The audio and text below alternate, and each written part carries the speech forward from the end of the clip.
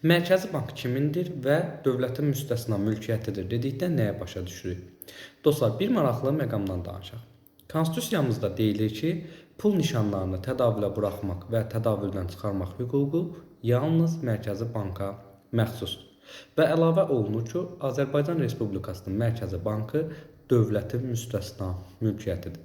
Bəs müstəsna mülkiyyət nə deməkdir? Gəlin buna ətraflı baxaq.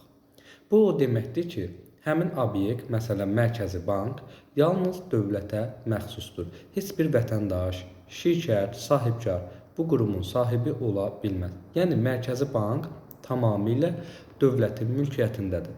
Onun səhmləri, payı və s. yoxdur.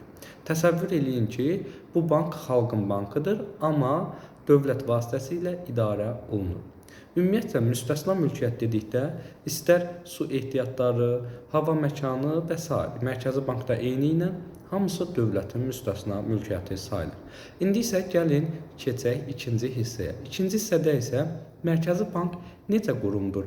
Nazirlik kimi dövlət orqanıdır, yoxsa publiki hüquqi şəxsdir? Bu sualı da tələbələrim mənə ünvanlayıb. Burada qeyd olunur ki, Azərbaycan Respublikasının Mərkəzi bank haqqında qanununda ikinci bəndində, maddəsində 2.1-də deyilir ki, Mərkəzi bank publiki hüquqi şəxsdir. Onun Azərbaycan Respublikasının dövlət gerbi təsvir edilmiş və adı yazılmış möhrü vardır.